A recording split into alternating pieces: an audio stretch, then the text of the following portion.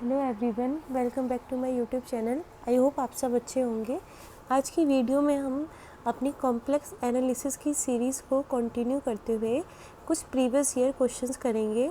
अभी तक हमने analytic function, harmonic functions and CR equation से रिलेटेड जितने भी हमारे 2015 से लेके 2022 तक के क्वेश्चंस आए थे, वो टारगेट बनाया था कि हमने उनको क्या करना है, कंप्लीट करना है। तो इससे प्रीवियस वीडियो में हमने टॉपिक्स को अच्छे से पढ़ा था, साथ ही साथ हमने कुछ प्रीवियस ईयर क्वेश्चंस भी करे थे। तो जो क्वेश्चंस हमारे आज रह गए हैं वो हम आज की वीडियो में करेंगे। तो अगर आपको किसी भी तरीके का कोई डाउट रहता है तो आप कमेंट सेक्शन में पूछ सकते हैं और हमारे टेलीग्राम ग्रुप में भी पूछ सकते हैं। साथ ही साथ आपको अगर कोई लेक्चर मिस हो गया है तो आपको प्लेलिस्ट मिल जाएगी, उसमें आप आराम से देख सकते हैं कि हमने किस तरीके से इन टॉपिक्स को कवर किया हुआ है और कौन कौन से प्रीवियस ईयर क्वेश्चन हमने ऑलरेडी कवर कर चुके हैं। ठीक है, तो स्टार्ट करते हैं। मेरा फर्स्ट क्वेश्चन है, let's F subset C to C be defined by, आपको एक फंक्शन दिया हुआ है सी टू सी पे और फंक्शंस को डिफाइन कैसे किया हुआ है, F of X plus iota Y equal to X cube plus 3x Y square plus iota Y cube plus 3x square Y, जहाँ पे आयोटा एज यूजल √-1 है। Let F dash Z denote the derivative of F with respect to Z, then which of the following option is true. आपको बताना है कि कौन से option true होंगे। ये मेरा गेट 2019 का क्वेश्चन है। तो देखिए, सबसे पहले ऑप्शन में दिया हुआ है कि उस जो फंक्शन है आपका f, उसका 1 प्लस आयोटा पे डेरिवेटिव एग्जिस्ट करेगा और उसके मॉडुलस की वैल्यू 3√5 होगी। फिर दूसरे ऑप्शन में दिया हुआ है कि जो आपका फंक्शन है वो एनालिटिक होगा एट ओरिजिन। तीसरे ऑप्शन में दिया है कि जो आपका फंक्शन है नॉट डिफरेंशिएबल होगा एट आयोटा, एंड चौथे पे दे रखा है कि f इज़ डिफरेंशिएबल एट 1। तो आपको ओवरऑल समझ में आ गया होगा ऑप्शन देख के कि आपको करना क्या है। मेन आपको इसकी डिफरेंशिएबिलिटी चेक करनी है और या फिर आपको चेक करना है कि फंक्शन आपका किसी पर्टिकुलर पॉइंट पे एनालिटिक है या नहीं है। पर्टिकुलर पॉइंट वो क्या हो गया आपका ओरिजिन। डिफरेंशिएबिलिटी कहाँ का आप चेक करनी है आपको, 1 प्लस आयोटा यानी कि 1,1 पर, ठीक है, आयोटा यानी कि 0,1 पर और 1 यानी कि 1,0 पर, और एनालिटिक कहाँ चेक करना है आपको, 0,0 पर। अब देखिए, हमने पढ़ा था कि अगर हमें किसी फंक्शन को एनालिटिक चेक करना है या फिर डिफरेंशियल चेक करना है तो सबसे अच्छा टूल क्या रहता है उसका, सीआर इक्वेशन। सीआर इक्वेशन के थ्रू आप आराम से चेक कर सकते हैं कि कोई भी आपका फंक्शन क्या होगा, डिफरेंशिएबल होगा या फिर एनालिटिक होगा या फिर नहीं होगा, है ना। तो सबसे पहले अगर हमें चेक करना होता था कि ऐसा कुछ है तो हम क्या करते थे, एक जो भी हमें फंक्शन दिया होता था उसका हम पहले रियल पार्ट ले लेते थे, फिर इमेजनरी पार्ट ले लेते थे, फिर उससे क्या करते थे, सीआर इक्वेशन को सेटिस्फाई कराते थे। अब जैसे किसी जहाँ पे सीआर इक्वेशन सेटिस्फाई हो जाती थी तो उन पॉइंट्स पे हम कह देते थे कि फंक्शन डिफरेंशिएबल हो भी सकता है या फिर नहीं हो सकता।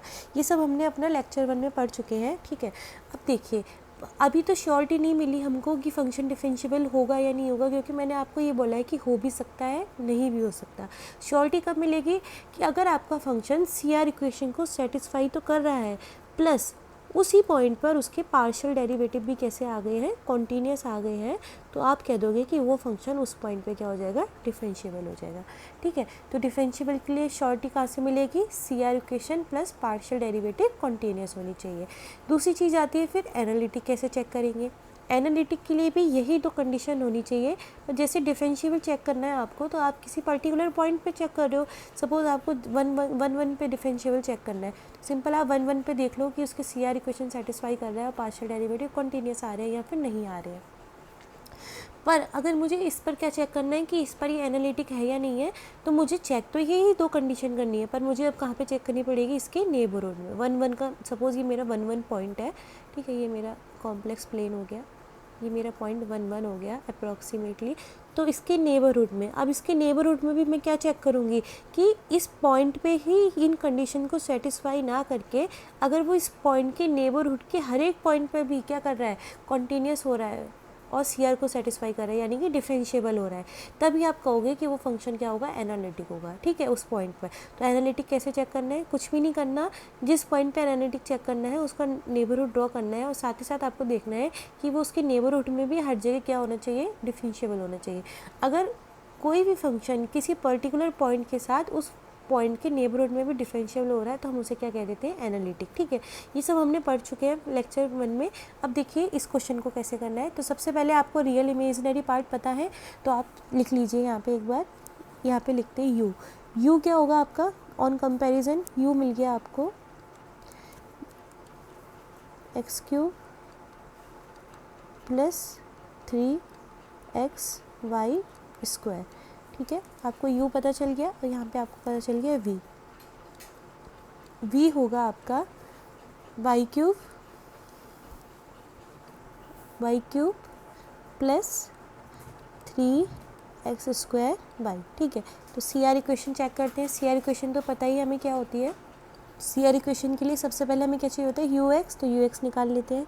यू एक्स क्या आएगा आपका, यहाँ पे आप क्या करोगे, u को पार्शियली डिफरेंशिएट कर रहे हो x के रिस्पेक्ट में तो 3x स्क्वायर। y क्योंकि आपका पार्शियल डिफरेंशिएशन हो रहा है कांस्टेंट की तरह ट्रीट होगा तो 3y स्क्वायर और x का 1 हो जाएगा।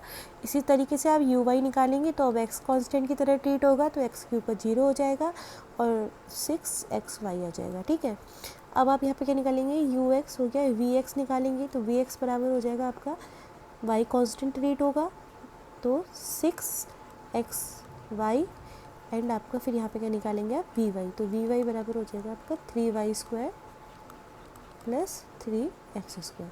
अब सी आर इक्वेशन क्या कहती है हमारी, सी आर इक्वेशन कहती है कि U X equal to V Y and U Y equal to minus का वी एक्स। ठीक है, तो आप इक्वल रख दीजिए। इक्वल रखेंगे तो क्या मिलेगा आपको, 3x square plus 3y square equal 3x square plus 3y square. Clear. जब आपने U Y equal to minus V X रखा तो आपको इक्वल क्या मिल गया, 6xy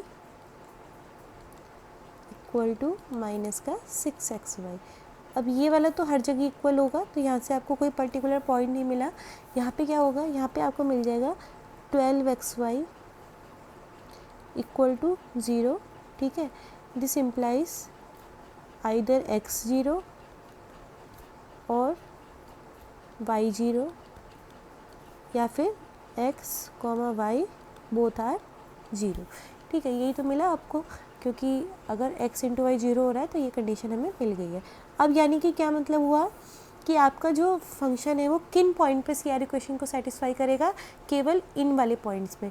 इन पॉइंट का किस तरीके से रोल होगा, या तो x0, अगर x0 ले रहे हो तो कोऑर्डिनेट कैसे मिल जाएंगे आपको, 0 समथिंग नॉन जीरो नंबर से a। ठीक है, अब यहाँ पे क्या दूसरा किस तरीके के पॉइंट मिल सकते हैं, y0 हो, यानी कि x तो कुछ भी हो, a डैश समथिंग 0। यहाँ पे ये केवल सिंबल यूज़ कर रही हूँ मैं, एक नॉन जीरो क्वांटिटी है, आप कुछ भी ले सकते हैं। ठीक है, या फिर तीसरे पॉइंट किस तरीके के होंगे, 0,0, यानी कि इन 3 तरीके के पॉइंट्स पर ही आपकी क्या हो रही है, सी आर इक्वेशन सेटिस्फाई हो रही है। तो इसका मतलब इन 3 तरीके के पॉइंट पर ही फंक्शन क्या हो सकता है, डिफरेंशिएबल हो सकता है या फिर एनालिटिक हो सकता है। इनके अलावा किसी और पे नहीं होगा, ये तो कंफर्म है। अब हमें ये चेक करना है क्या इन 3 पर भी होगा। तो देखिए इसके जो पार्शियल डेरिवेटिव आए थे वो आया था ये वाला, एक ये आया था, एक ये आया था और एक ये। हमें पता है चारों ही कॉन्टीन्यूअस है। ठीक है, तो इन पॉइंट पे 100% क्या श्योरिटी मिल गई आपको कि इन्हीं पॉइंट्स पे आपका फंक्शन क्या होगा, डिफरेंशिएबल हो जाएगा। तो अब आप इजीली चेक कर सकते हैं ऑप्शंस में। पहले ऑप्शन में बोला था कि f dash 1 plus iota exist, यानी कि 1,1 पर पूछा था उन्होंने कि फंक्शन का डेरिवेटिव एग्जिस्ट करेगा। तो 1,1 देखिए, 1,1 इनमें से किसी भी कैटेगरी में आएगा। 1,1 ना तो इसमें आएगा क्योंकि इसका फर्स्ट कोऑर्डिनेट 0 है और 1,1 के तो दोनों ही कोऑर्डिनेट नॉन जीरो है, तो इनमें से किसी में भी नहीं आएगा। तो इस पर तो ये फंक्शन आपका डिफरेंशिएबल ही नहीं होगा, तो इसका डेरिवेटिव भी एग्जिस्ट नहीं करेगा, तो मॉडलेस निकालना तो दूर की बात हो गई। अब देखिए थर्ड ऑप्शन में बोला है कि f is not differentiable eight iota. Iota का मतलब क्या हुआ, आयोटा मतलब कॉम्प्लेक्स प्लेन में, ये हमारा कॉम्प्लेक्स प्लेन रहता है ना, इस तरीके से हम कंसीडर करते हैं। ठीक है, तो आयोटा मतलब आयोटा कहाँ होगा, यहाँ पे हमारा इमेजनरी एक्सिस रहता है और ये मेरा क्या रहता है, रियल एक्सिस रहता है। तो आयोटा मेरे यहाँ पे होगा यानी कि 1, 0,1 और 0,1 देखिए इस कैटेगरी में आ जाएगा मेरी, क्योंकि 0,1 का क्या है, फर्स्ट कोऑर्डिनेट क्या है आपका फर्स्ट कोऑर्डिनेट 0 है और सेकंड कोऑर्डिनेट नॉन जीरो है, तो यानी कि 0,1 पे डिफरेंशिएबल हो जाएगा। बट इन्होंने बोला है कि f is not differentiable eight 0,1, तो ये ऑप्शन भी गलत हो जाएगा। फिर ये वाला ऑप्शन देखिए कि f इज़ डिफरेंशिएबल एट 1, तो 1 तो पता ही है आपको, 1,0 कोऑर्डिनेट हो जाएंगे इसके कॉम्प्लेक्स प्लेन के लिए, ये रहा मेरा कॉम्प्लेक्स प्लेन है ना, और 1,0 पे तो ये होगा ही क्योंकि 1,0 का सेकंड कोऑर्डिनेट 0 है, ये वाली कैटेगरी में आ जाएगा वो, इस वाली में। तो यानी कि ये वाला ऑप्शन मेरा क्या हो जाएगा, ट्रू हो जाएगा। तो आपका इसका फोर्थ ऑप्शन ट्रू हो गया। बात आती है एनालिटिक एट ओरिजिन, तो ओरिजिन पे ये एनालिटिक होगा या नहीं होगा ये चेक करना है। तो ओरिजिन पे डिफरेंशिएबल तो है क्योंकि ओरिजिन क्या रहता है 0, 0 और 0, 0 पे तो ये वाली कंडीशन सेटिस्फाई कर रहा है सारी डिफरेंशिएबिलिटी की, तो 0, 0 पे डिफरेंशिएबल तो हो गया। अब एनालिटिक के लिए मैंने आपको क्या बताया था कि एनालिटिक के लिए सबसे पहले मैंने आपको बता दिया था कि आपको क्या चेक करना होता है, नेबरहुड चेक करना होता है। तो देखिए ये मैंने कॉम्प्लेक्स प्लेन ड्रॉ किया था, यहाँ पर मैं नेबरहुड बना रही हूँ, ये मेरा 0, 0 पॉइंट होगा। अब अगर मैं इसका एक नेबरहुड बनाऊँ तो इसका छोटा सा एक मैं नेबरहुड बना रही हूँ, ये वाला नेबरहुड हो गया सपोज़ कीजिए इसका। अब इस वाले नेबरहुड में क्या होना था, कंडीशन क्या होनी थी कि अगर उसको एनालिटिक होना था तो 0, 0 को छोड़ के 0, 0 के नेबर 0, 0 को पे तो होना ही है ना, और उसकी नेबरहुड के हर एक पॉइंट पे डिफरेंशिएबल होना चाहिए था। अब मैं अगर ये वाला पॉइंट कंसीडर करूँ, सपोज़ ये वाला बिल्कुल करीब का पॉइंट ले रही हूँ मैं, तो इस पॉइंट के कोऑर्डिनेट समथिंग ऐसे होंगे 0 + एप्सिलॉन, 0 + एप्सिलॉन या 0 + डेल्टा, कुछ भी हो सकते हैं, है ना। अगर मैं सेम डिस्टेंस पे ले रही हूँ तो 0 + एप्सिलॉन, 0 + एप्सिलॉन, ये मैंने एक पॉइंट लिया जो कि इसके नेबरहुड में था। तो क्या ये वाला पॉइंट जो मैंने ये पॉइंट लिया है इसके नेबरहुड में से, क्या ये वाला पॉइंट CR को सेटिस्फाई करेगा? CR को सेटिस्फाई करने के लिए क्या होना चाहिए था, या तो एक कोऑर्डिनेट 0 या दूसरा, या दोनों ही 0 होने चाहिए, बट इसके तो दोनों ही कोऑर्डिनेट क्या आ रहे हैं, नॉन जीरो आ रहे हैं। तो क्या कभी भी ये वाला पॉइंट CR इक्वेशन को सेटिस्फाई करेगा? नहीं करेगा ना। तो इसका मतलब ये वाला फंक्शन, ये वाला पॉइंट क्या हो जाएगा, एनालिटिक पॉइंट नहीं होगा, यानी कि इस पॉइंट पर आपका फंक्शन कभी भी क्या होगा, एनालिटिक नहीं हो पाएगा। पर उसने बोला था कि ओरिजिन पर एनालिटिक है, तो ये ऑप्शन भी गलत हो जाएगा। गलत क्यों हुआ, क्योंकि 0, 0 पर डिफरेंशिएबल तो हो रहा है, पर 0, 0 के नेबरहुड में वो डिफरेंशिएबल नहीं हो रहा है, इसलिए ये क्या हो जाएगा, एनालिटिक नहीं होगा। ठीक है, तो देखिए चारों ऑप्शन हमने इसके डिस्कस कर लिए हैं। अगर आपको किसी भी तरीके का किसी भी ऑप्शन में डाउट रहता है तो आप कमेंट सेक्शन में पूछ सकते हैं या फिर टेलीग्राम पे पूछ सकते हैं। अब देखिए नेक्स्ट क्वेश्चन देखते हैं। ये हमारा नेक्स्ट क्वेश्चन है, ये क्वेश्चन भी काफ़ी इंटरेस्टिंग क्वेश्चन है और ये भी सेम क्वेश्चन गेट 2019 में ही आ रखा है। तो देखिए क्वेश्चन में क्या दिया है, क्वेश्चन में दिया है आपको कंसीडर द फॉलोइंग स्टेटमेंट्स। दो स्टेटमेंट दे रखे हैं। एक स्टेटमेंट दिया है कि log mod z is harmonic on c-0। आपको चेक करना है कि जो log mod z आपका फंक्शन है वो हार्मोनिक फंक्शन होता है किस डोमेन में, c-0 के अंदर। दूसरा बोल रहा है कि log mod z has harmonic conjugate on c-0, यानी कि log mod z का c-0 के पास अंदर क्या रहता है, हार्मोनिक कॉन्जुगेट रहता है। ठीक है, तो दोनों स्टेटमेंट दे रखे हैं और हमें चेक करना है कि कौन सा ट्रू है और कौन सा फॉल्स है, या दोनों ही ट्रू है या फिर दोनों ही फॉल्स है। तो सबसे पहले देखिए log mod z, हमें पता है कि जो मेरा log z होता है ना, log z को आप किस तरीके से लिखते हो, log z इक्वल टू रहता है आपका log mod z plus iota argument of z। ये तो आपको पता ही है, सिंपल। ठीक है, log z के, क्योंकि log z के बारे में एनालिटिक जब हम पढ़ते हैं तो हम जानते हैं कि हम log z को कैसे डिफाइन करते हैं। अब देखिए आपको पता है कि log z क्या, दूसरी चीज़ क्या रहती है, log z कहाँ पे आपका एनालिटिक रहता है, पूरे C में log z एनालिटिक नहीं होता है। ठीक है, log z एनालिटिक कहाँ होता है, C minus x is less than equal to 0, y equal to 0, यानी कि ओरिजिन को छोड़ के और नेगेटिव x एक्सिस को छोड़ के log z हमारा हर जगह क्या होता है, एनालिटिक होता है। ये भी हमने, अगर आपने log z की एनालिटिसिटी पढ़ी होगी तो आपको पता होगा कि ये चीज़ें कहाँ से आ रही है। ठीक है, अब देखिए अब क्या हुआ, मुझे यहाँ पे log mod z दे रखा है। अब मुझे पता है कि log z मेरा क्या है, एनालिटिक फंक्शन है इस डोमेन के अंदर। जो ये मैंने डोमेन लिखा है यहाँ पे, इस डोमेन के अंदर log z क्या रहता है, आपका एनालिटिक रहता है। क्लियर, तो आपको दिया हुआ है कि log mod z is harmonic on c-0। ये क्या काय का साइन रहता है, 0। ये तो खैर पता ही होगा सभी को कि ये क्या रहता है, c-0। अब देखिए आपको उसने पूछा था कि इसका हार्मोनिक होगा या नहीं होगा। अब या तो आप क्या कर सकते हो, सिंपल लॉग मॉड जेड को कैसे लिख सकते हो, आप लिख सकते हो log mod Z equal to कैसा रहेगा, log under root X square plus Y square, ठीक है। या फिर इसे आप दूसरे तरीके से क्या लिख सकते हो, अंडर रूट को बाहर ले लो तो half of log X square plus Y square, ठीक है। ये मेरा लॉग मॉड जेड हो गया। अब मेरे को फंक्शन पता चल गया। अब मुझे चेक करना है कि हार्मोनिक है या नहीं है। तो मुझे क्या करना है, सिंपल मुझे यू एक्स एक्स निकालना है प्लस यू वाई वाई निकालना है और इक्वल टू देख लेना है कि क्या ये जीरो आता है या नहीं, अगर मैं इसे यू कंसीडर करके चलूँ, ठीक है। तो या फिर आप कुछ भी एफ़ ले सकते हो, जो चॉइस हो आपकी, फिर देख लेना जीरो आता है या नहीं, तो आप बता दोगे कि आपका ये फंक्शन क्या होगा, हार्मोनिक होगा या नहीं होगा।